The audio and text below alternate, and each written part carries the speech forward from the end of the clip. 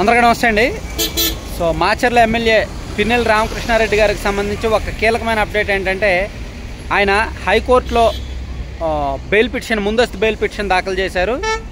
So అది maybe lunch motion petition వేశారు. ఈరోజు విచారణకు వచ్చే అవకాశం ఉందంటున్నారు. ఈరోజు లేకపోయినా రేపైనా విచారణకు వస్తుంది. మరోవైపు ఆయన కోర్టులో లొంగిపోతారనే ప్రచారం జరగడంతో పోలీసులు కొంతమంది నరసరావుపేట కోర్టు దగ్గర కూడా వేచి చూస్తున్నారనమాట.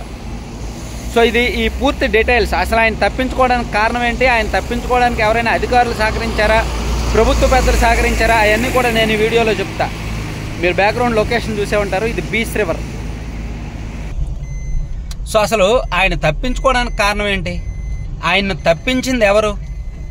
ఆయన అంత ఈజీగా పోలీసులు 8 బృందాలు గాలిస్తున్నా సరే ఆయన తప్పించుకున్నారంటే దీనిలో కొంతమంది పెద్దల సహకారం ఉంటుంది అనే అనుమానాలు ఉన్నాయి. ఆ పెద్దలు ఎవరు అనేది ఇప్పుడు రాష్ట్ర వ్యాప్తంగా చర్చనీయాంశం అవుతుంది. ఇందాక టీడీపీ అభ్యర్థి జోలకంటి బ్రహ్మానందరెడ్డి గారేమో సజ్జల రామకృష్ణారెడ్డి గారి పాత్ర ఉంది, దీనిలో లోతుగా విచారణ చేపట్టాలి, వాళ్ళందరి ఫోన్లు కాల్ రికార్డ్స్ తీసుకొని ఎంక్వైరీ చేయాలి, చాలా డెప్త్గా చేయాలి అని ఆయన అన్నారు. అలాగే ఈరోజు ఆంధ్రజ్యోతి పత్రికలో ఒక వార్త వచ్చింది, ఐపీఎస్ అధికారుల సహకారం ఇద్దరిది ఉంది, తాడేపల్లి ప్యాలెస్లో పెద్దలు ఇన్వాల్వ్ అయ్యారు. సో వాళ్ళు పోలీసులను రంగంలోకి దించారు, ఐపీఎస్ అధికారులను రంగంలోకి దించి ఒక ప్రైవేట్ ఆపరేషన్ నడిచింది.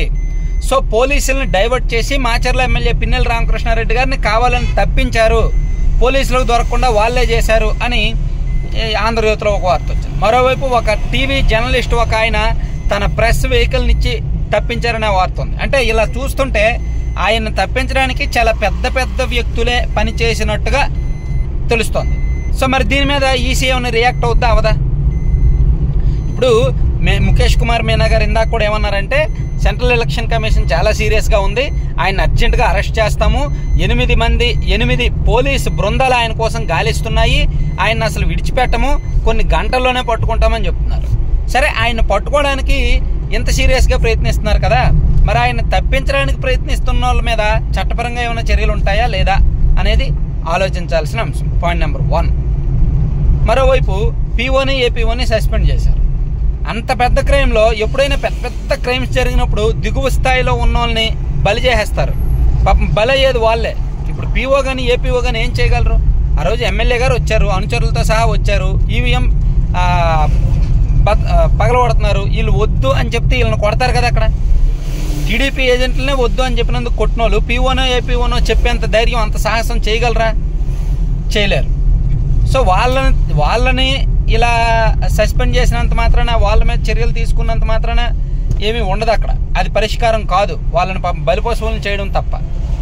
ఇందులో పెద్ద పెద్దోళ్ళ హస్తం ఉంది. నిజంగా ఈసీ సీరియస్గా రియాక్ట్ అయితే పెద్ద పెద్దోళ్ళ హస్తం మొత్తం అందరి హస్తాలు బయటకు తీయాలి, అందరు కాల్ రికార్డ్స్ బయటకు తీయాలి.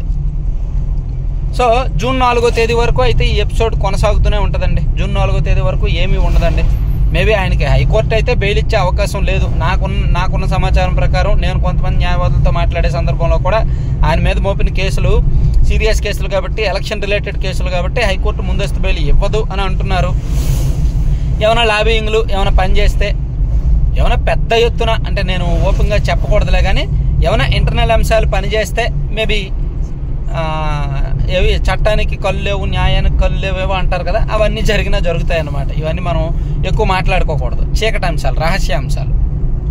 సో మరోవైపు ఇంకొన్ని వార్తలు వస్తున్నాయి, వైసీపీ ఎమ్మెల్యేలకు సంబంధించి ఇంకొన్ని ఆసక్తికరమైన వార్తలు వస్తున్నాయి. ఈయన పరిస్థితి ఇలా ఉంటే వల్లభనేని వంశీ గారు పూర్తిగా అసలు దేశం విడిచి వెళ్ళిపోవడానికి, అమెరికాలో గ్రీన్ కార్డ్ తీసుకోవడానికి ప్రయత్నిస్తున్నారని ఒక వార్త ఉంది.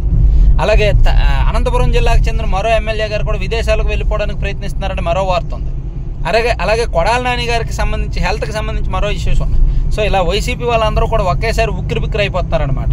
నేను నెక్స్ట్ వీడియోలో ఈ చివరిలో చెప్పిన అంశాల మీద కొంచెం డీటెయిల్డ్గా డిస్కస్ చేస్తాను.